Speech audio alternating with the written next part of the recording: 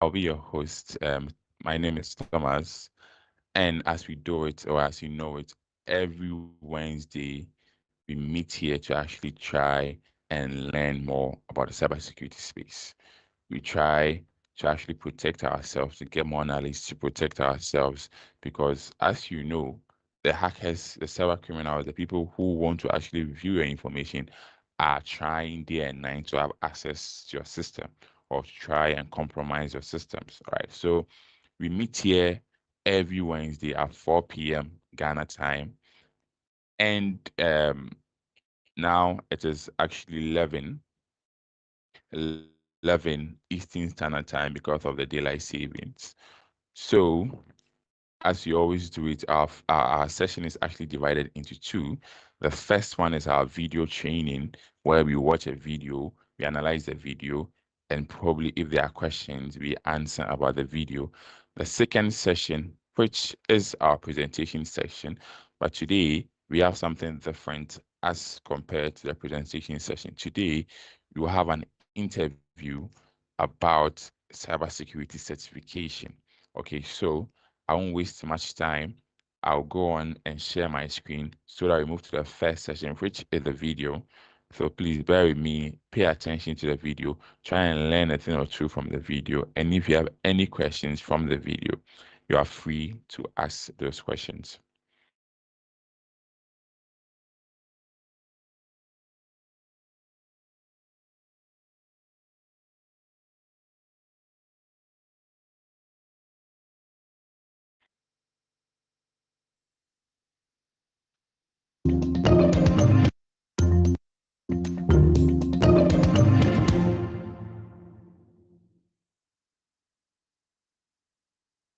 Ningio, Episode 802, Social Media Horror Show.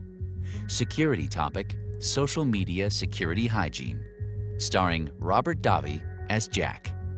Twitter and WhatsApp were recently breached, resulting in more than 500 million users having personal data stolen.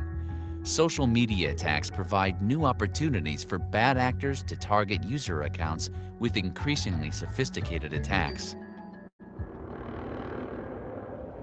Danny! Danny boy!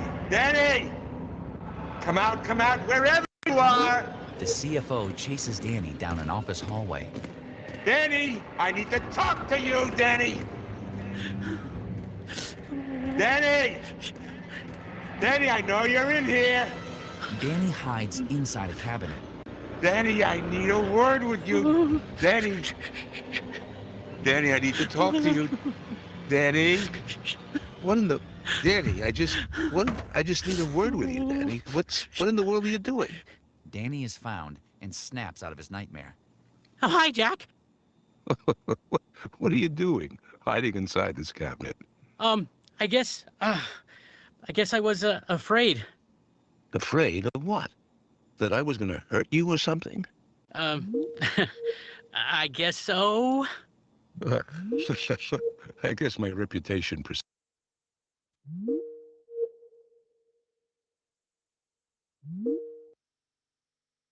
me. But that isn't to say we don't need to deal with what happened. After all, we have 400 employees who haven't received a paycheck.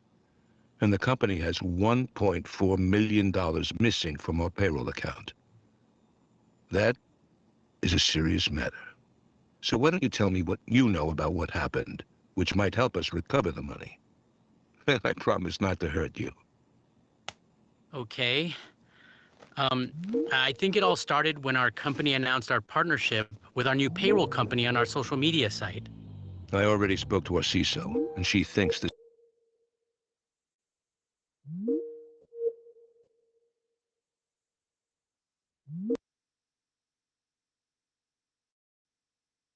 same thing. Which means it probably wasn't a good idea to put that kind of information out there to the public in the first place. The hackers must have used that information to create a fake social media profile acting as the CEO or some other official of the payroll company, which they then used to target you. Oh, yeah. It was the CEO. I knew it seemed suspicious. And there's such easy ways I could have verified before trusting. Like doing a Google image search by dragging and dropping the profile picture to see if it returns the same picture attached to different names.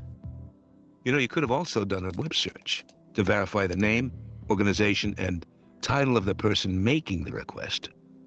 Also, if you're unsure who the person is, ask them to provide further verification with a corporate email account that matches their represented organization. I also could have checked the profile creation date, which some social media sites include. If the creation date is very recent, that's an indicator it could be fraudulent. I feel so stupid. I know this stuff, but let the hackers trick me into providing my username and password over social media chat anyway. And from there, the bad actors logged into the company payroll and changed bank account information, resulting in our employees not getting paid. So, now what? Unfortunately, we're being forced to dip into our emergency fund to pay our employees. And our CISO's already working with authorities to hopefully recover our stolen funds and stop the bad actors who did this before they could terrorize anyone else. Now, to show you I'm not as scared.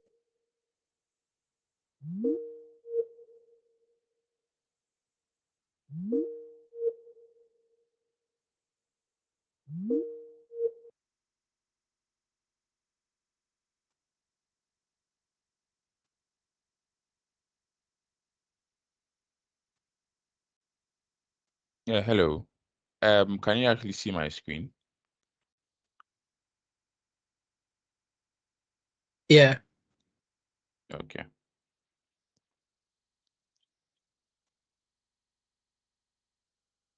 Scary as my reputation purports. How about we grab lunch on me? After all work and no play makes Jack a dull boy. Teachable takeaways. Be cautious about information you or your organization puts on public or private social media. Bad actors can use this to gain your trust by knowing your interests and history. Scrutinize connection requests that would give access to your personal social media information. Do a Google image or web search. Ask for further verification, or check the profile creation date. If you haven't scrutinized your social media connections in the past, take some time to audit and remove those that might be suspicious. There could be a hacker lurking in the mix. Due to a few technical glitches, I'll play the video one more time before we actually proceed.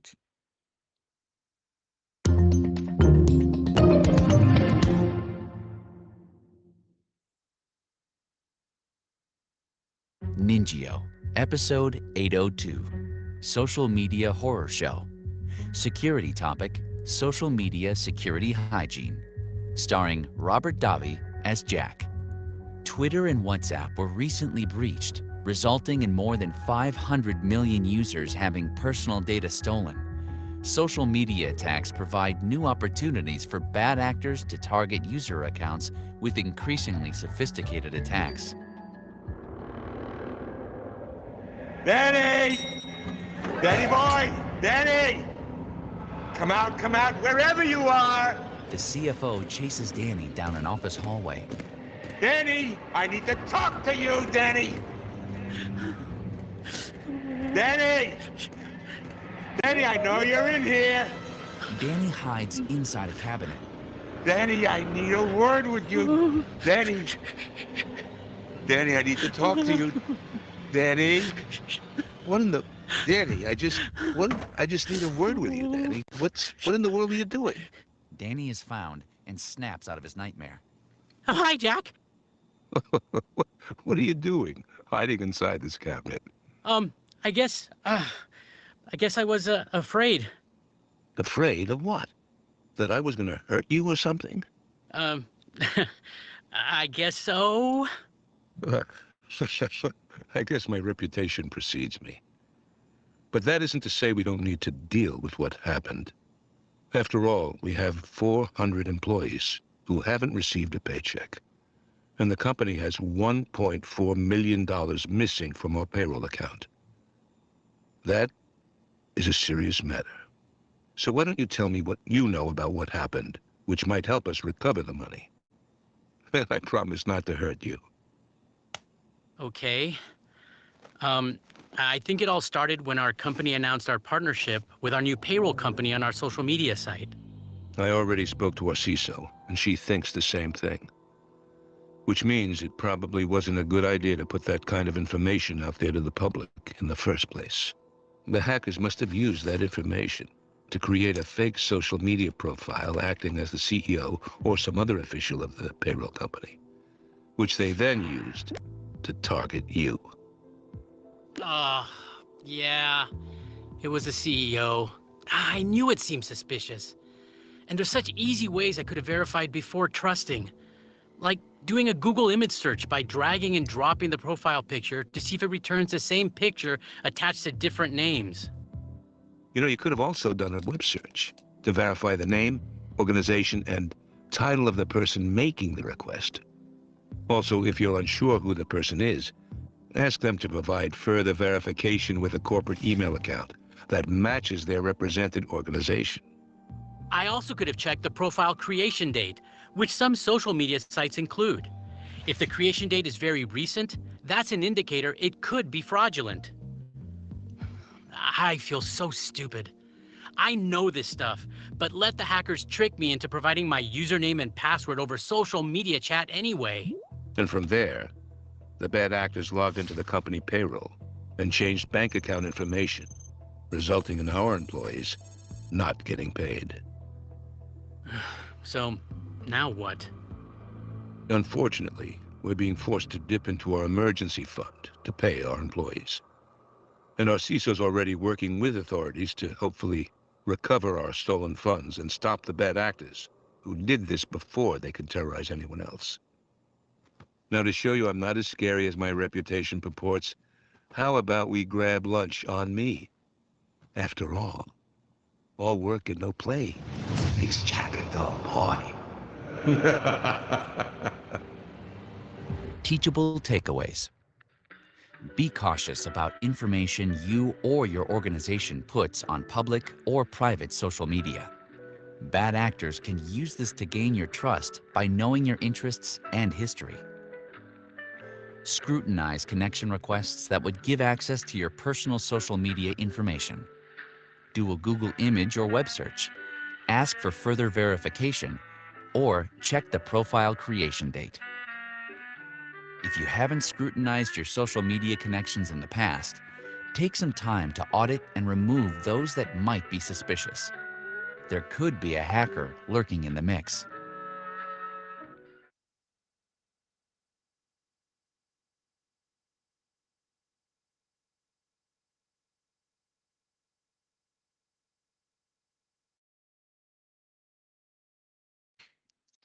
All right, so welcome back from the video. I believe that you learned a thing or two from the video.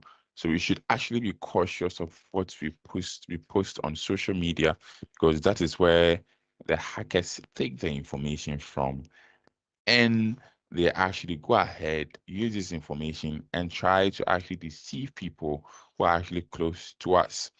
Recently, we've actually heard that there has been an issue with Telegram where people's accounts are being hacked as soon as they clicked on a link. So your friends might have been compromised with that same link. And as soon as through your friend, these hackers send you this link, once you click on it, your account is also compromised. So you guys should be cautious of these links whenever you receive them. All right, so that brings us to the first session, which is our video awareness training. Today, like I said, we are looking at cybersecurity exam certification, and we are actually lucky to have in our midst somebody who was actually within the cybersecurity exams and has passed. And we would like to actually find out what helped her, how did this person go about it, and a few advice this person has for us. So Madam Daniela Apienin, are you here? Hello, Madam.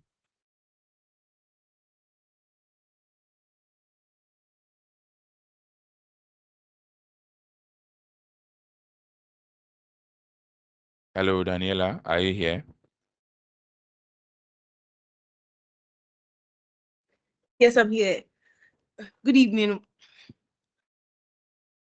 Yeah, good evening. And so we would like to ask you a few questions since you are now a certified cybersecurity expert, having written or gone through all the training and gone through all the exams that's needed. We'd like to actually interview you and find out more about what helped you and what didn't. Okay, so I'll ask the questions and then you answer the questions based on what helped you. All right. So just as we know, how did you actually hear about cybersecurity? What made you interested in cybersecurity?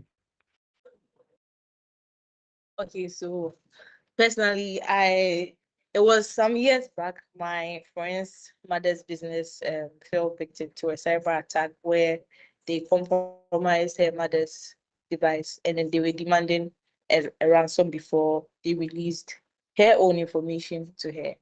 And it made me realize how much we rely on our like secure networks and data in our day-to-day activities. So it was an eye-opener for me. So that is the first time I got to hear about cybersecurity. So from there onwards, I started reading more about it, not to pursue it in future because it was a long time. Yes, I just started reading more about it, and then yeah, that was it. And it also feels like a mission, you see, because you get to protect computer systems and other stuff. So it was something that I really found to be exciting, if I should put it that way. So yes, that's Okay. just it. Yeah. Okay. So and then you actually joined Software Freaks Cybersecurity Plus course. And how did you hear about this cybersecurity program? And what was the enrollment like? Okay. With Soft Africa Cybersecurity Program, I actually found about the program through a colleague, whose uncle had partake in the course, and he actually spoke highly of how the hands-on and the practical session was. And I have always been interested in IT, right? And I was also at a point in my life where I needed to make a decision as to the particular area to venture into when it comes to IT. So when I had a conversation with him and seeing how he spoke highly about software fleet, cybersecurity course and how they handle it, he made me aware that it wasn't solely theory. They had a practical session. And I think that's what really piqued my interest. So I told him about it, and then he asked me to reach out to a couple of people, and they took my details. I went through the enrollment process, and I had a consultation with one of the coordinators, and then here I am today. Okay, so when you joined the program, how was the program like? If somebody else is actually listening, how was the program like? Uh, Honestly speaking, it was quite challenging because um although I had a little background in IT, right? But um I had a background in my first degree was in publishing studies. It's nowhere related to IT, but I did know some few stuff about IT. And so I would say it was challenging at the beginning. I remember the first day when I was introduced to a whole lot of things. I felt like I couldn't be able to do it, but later the facilitator actually made me realize that you don't first and foremost, you don't need prior knowledge before you study it, and with consistency to be able to catch up, it'll be good to go. And I think what helped me the most was the hands-on lab session. Yes, I feel like it was a game changer for me. Mhm. After a whole day of learning, I would actually go behind my computer and try these hands-on sessions. I mean, they actually have a lab where you can practice all that they've taught you. Yes, like setting up network configuration and then doing some patches and a whole lot of things. So the program wasn't just about acquiring knowledge or and then passing the exams. I was able to build my skills, and at the end of the program, I felt like I had gone from a beginner to somebody who like genuinely was capable of handling real cybersecurity tasks. So that was just a problem. Okay, so since you actually said that the person who actually introduced you to this program spoke highly about this program, what was your initial expectations for the program? And then when you went inside, how did they actually compare with your actual experience? Okay, so going in, I thought I would be learning mostly theory and these technical jargons, and I also expected to be taking notes and memorizing concepts, the Ghanaian way of studying. Yeah.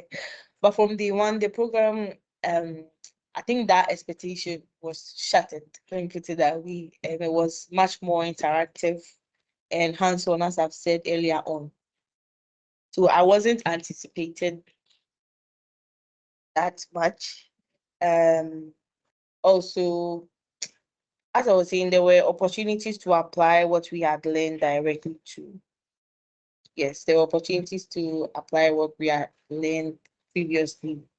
And then I remember a session where we were being taught how to. Hello, can you hear me? Yeah, we can hear you. Yeah. Yeah.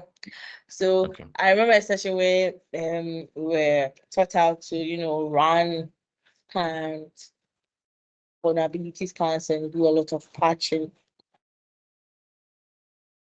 on vulnerable assets and all that.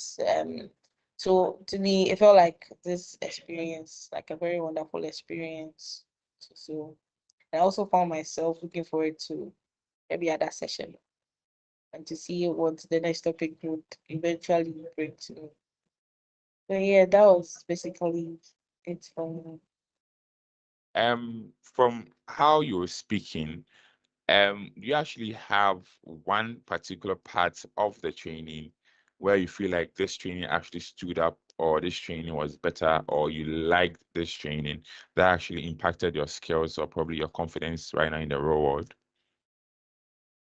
Okay, I think that would be the vulnerability assessment modules. Yes, I think it was a turning point for me.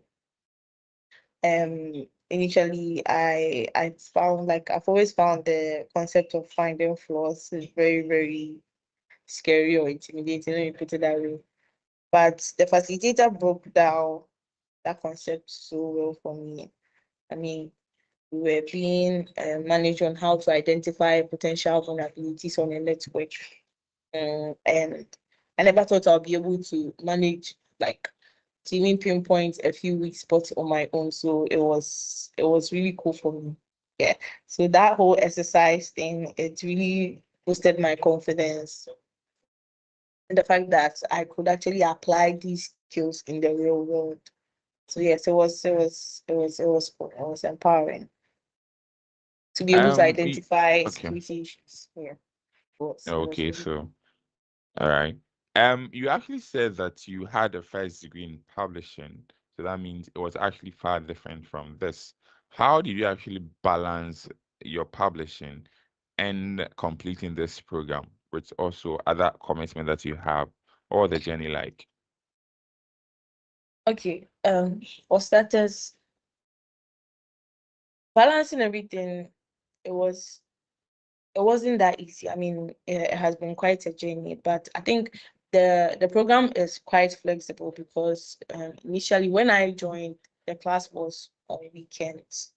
Yes, on weekends, and I also had a full-time job then. So whenever I come back from work, I would just study in the evening to prepare ahead for the class. And then I think I also had someone to that if I didn't understand anything, I would go to that person. That person was actually one of my classmates. Yes, she was one of my classmates where we would share tips and help each other out. So, and they've structured the program in such a way that it is easier to stay on track, because there's a student portal where you can actually go back to review classes that you missed, or maybe classes that you feel like maybe you didn't really have a hold of it. You can go back to revisit or rewatch those videos consistently till you get it, or you can probably just get somebody to walk you through it. So I think that was a very smart initiative there.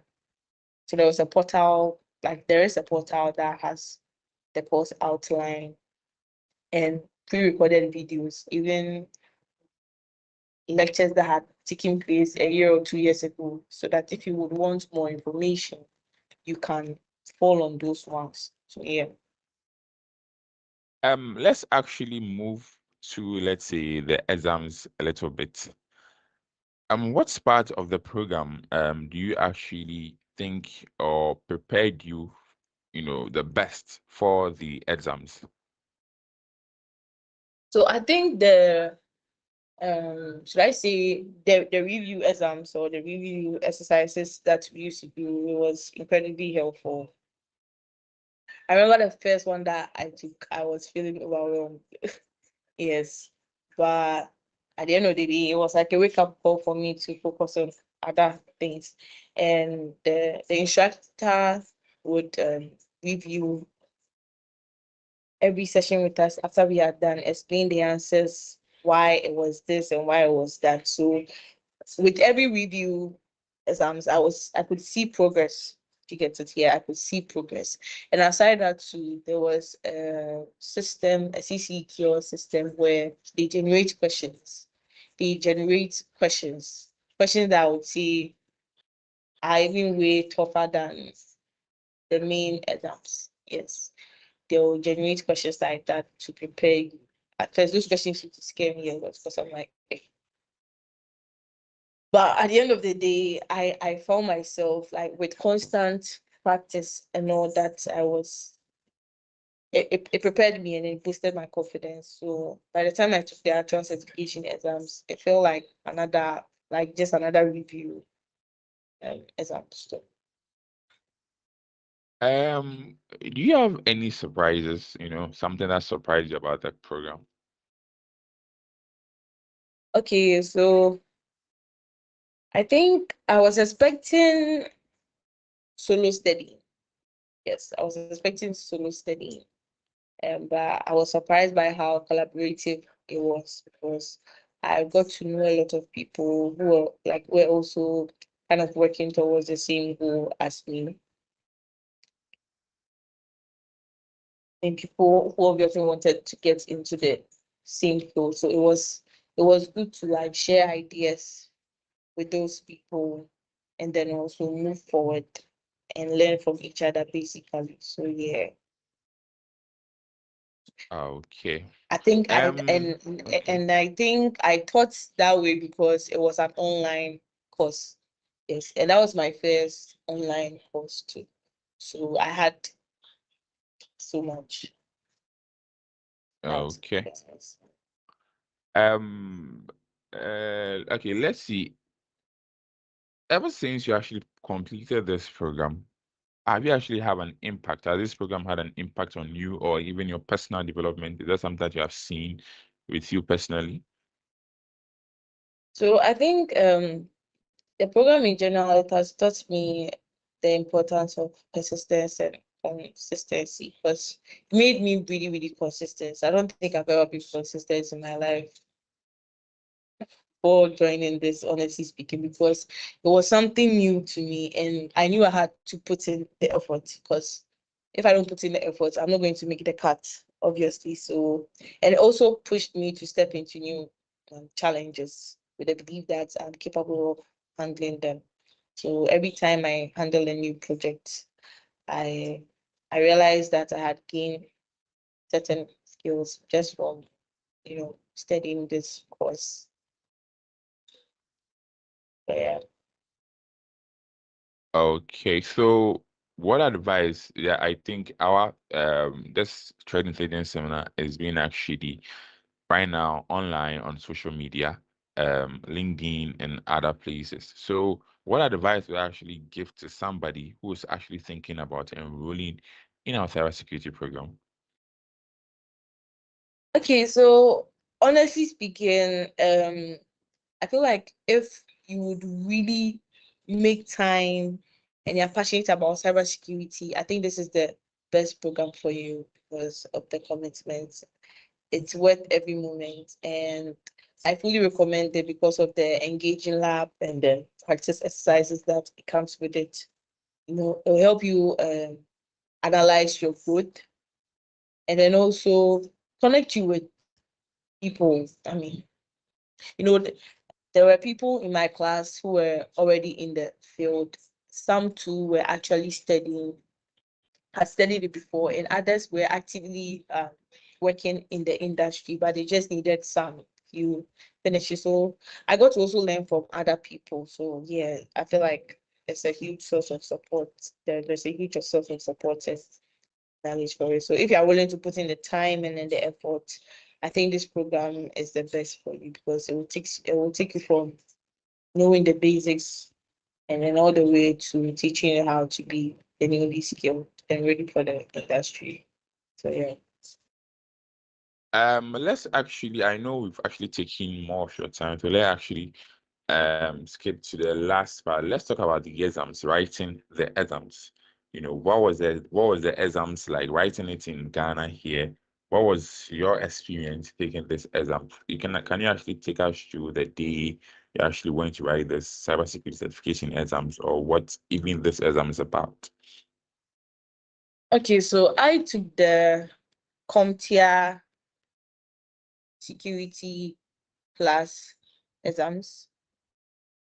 It's an international exams that after you take the exams, you can land yourself roles by being a system administrator, a security administrator, and a whole lot. And so during my preparation journey, I dedicated time to study a lot. As I mentioned earlier, there was the CCQ software. I used it a lot. I was reading the slides, also rewatching the videos a lot, and I think that really helped me. I also stick to the exams objectives that is on the the computer security website. I mean, they had objectives that you have to follow, the things to expect. I mean, the exams that I took, the computer security class, it came in 5 major domains: the threats, attack, and vulnerabilities, the architecture and design, implementation, operations and incident response, and I think the last one was governance, risk, and compliance. Each domain had a percentage of question that it was actually attached to. So I made time to go through each and every domain with the help of the CCQ, the slides, and also the recorded lectures. Yes, I did that. Okay, so during that the exams, what was the exams about? How are you feeling that day that you wrote the exams? Okay, Were honestly there any speaking, I had mixed surprises? feeling because it was also one of my first international exams. I felt prepared, but I felt I wasn't prepared enough, but I was actually prepared. I don't know whether you know that feeling. Yes. So it was a mix of excitement and nerves, but as I started, everything I had learned, it came flooding back. Each question felt familiar, and but I think most of the questions, they're not the usual,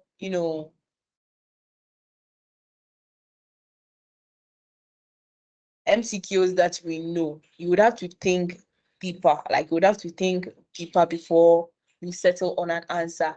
There are type of questions where it involves critical thinking. Basically, it's like almost all the options are correct. Let me put it that way. All the options are correct, and you would have to choose the best one. Do you understand? Yes, the best one. So it isn't just about chewing and pouring. No, it's about studying the course, understanding it, and applying it, especially when it comes to the implementation. The implementation domain was a lot. because all the questions were like scenario-based questions. You understand? Let's say Daniela has a facility here. What tools would you recommend? Something like that, and they would give you options. It was an MCQ. It's a 90-minute MCQs questions, and you would have to choose the most appropriate answer. Mind you, almost all the answers are correct, so you would have to think through the best option and then choose it. And it was like that for all the 90 questions, although they had performance-based questions. That was more like the practical session, like you had to apply what you had learned in the practical cases. So that was it for exams. Yeah. Okay. Madam Daniela, that's all from me. I would like to ask if anybody else has a question for Daniela before Daniela leaves. You know, you can actually ask. Anyone? Well, I actually believe that we actually understood this particular interview. You've actually shared a lot about what you went through and then the impact South Africa Cybersecurity Plus course has actually done for you. And then now you're a certified cybersecurity professional.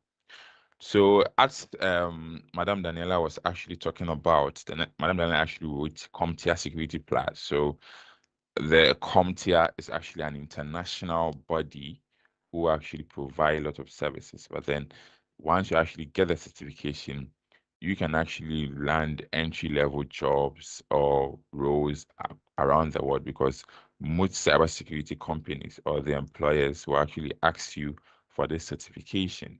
So if you have this, it's actually a plus the knowledge you actually gain from South Africa and the practicals and everything. So once you actually go to the industry, I actually promise that you won't actually fail, because you have all the things that is needed to actually, excel in cybersecurity. And there is also an estimate that the world need 1.4 million cybersecurity professionals. So there is more space. The cybersecurity industry is fast growing. They need people because the hackers too are also fast growing. They are more than the cybersecurity professionals, because being a hacker is actually easy. You just have to go to the dark web, buy this thing, do that, and then the rewards too are actually enticing, because you get to actually steal people's money. Who doesn't like free money? But then that is not how life is. That's why cybersecurity professionals are there to actually make sure that these people with the bad intentions, do not actually win, because it's more like it's a battle between the lesser evil and the evil. Let me say it that way. Yes. So with what we have right now, I think CompTIA, the exams code is 601. That was what was for last year. I think this year a new exams code has actually come up. That is 701. So if anybody else is here who is actually interested in studying cybersecurity, first you have to go through the cybersecurity training before you go ahead and get yourself certified. And South Africa, the organizers of this threat intelligence seminar, we actually have a cybersecurity plus course. All right. So before you actually move to the certification, just get yourself prepared. We have a preparation session too, where a dedicated day where we prepare you to go and write the exams. For those people who have actually taken the course and is interested in writing the exams, we have preparations, we have questions to actually solve, and train you to actually make sure that when you actually go and sit behind the computer to write the exams, you won't fail. And like our interviewee said, the exams is 90 minutes and it has 90 questions in total.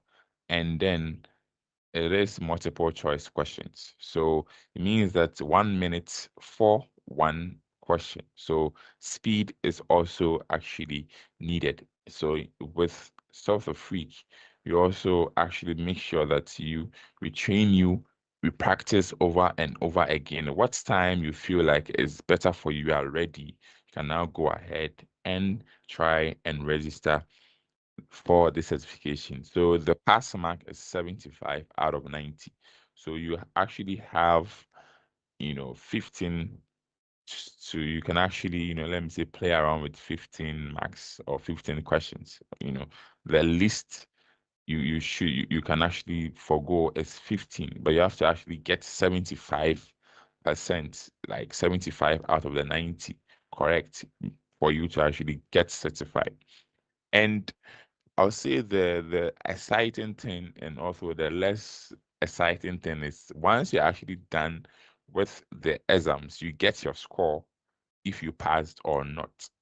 So that is actually one. So if you pass at that moment, you will know whether to come out of the hall jubilating, or if you don't pass, to how you take it. So that is a plus, and that is also a bad thing, right? So the the exams is actually structured in 5 key domains, and then all of these domains actually make up 100% of the exam. So the first domain is attack, threat, and vulnerability. That domain takes 24%.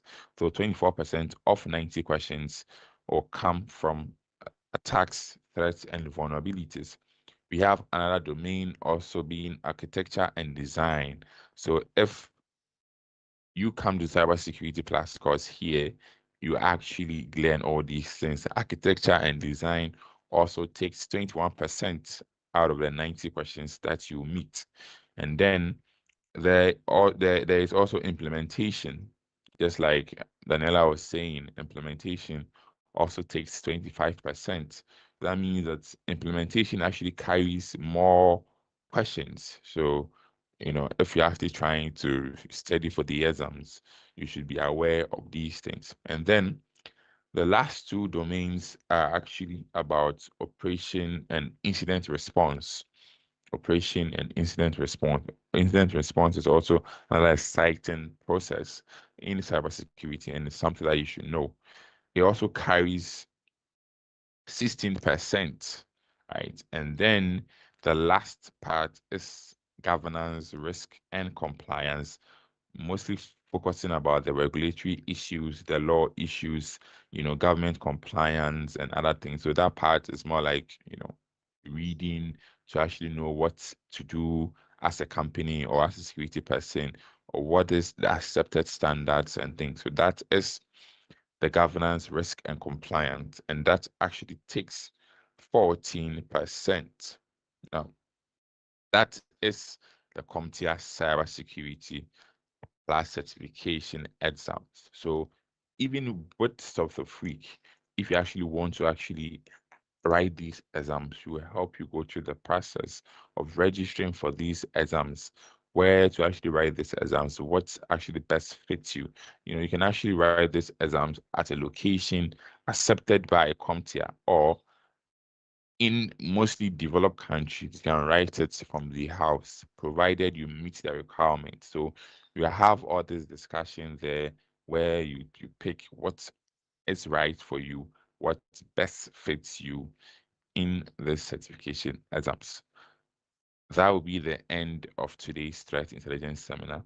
But before we end, I would like to ask if there are questions, anybody else want to actually ask questions or want to actually find more about this cybersecurity examination, feel free to ask. I think our guest is here, and I'm also here to actually answer the questions.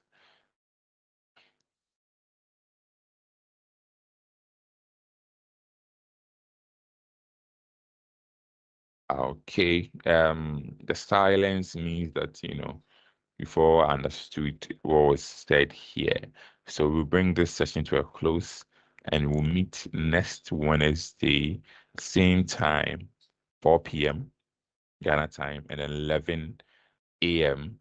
Eastern Standard Time. Right. So thank you all for joining us. And like we've said, if you want to actually learn more about cybersecurity, South Africa Cybersecurity Plus course is for you.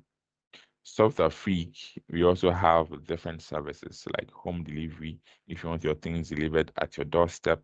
We also have high polarizing TV for you to be watching, you know, all these movies, these Premier League matches, all the things that happens in the world, news and other things, you know, as long as you only have the internet, that's all. You can actually watch it wherever you are, or as long as the internet is there.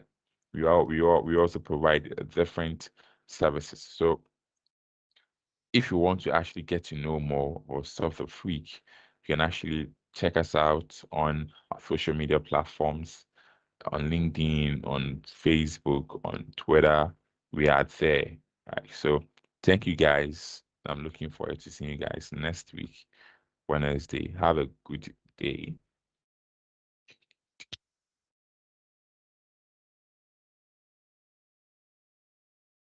Bye bye. Bye. Thank you.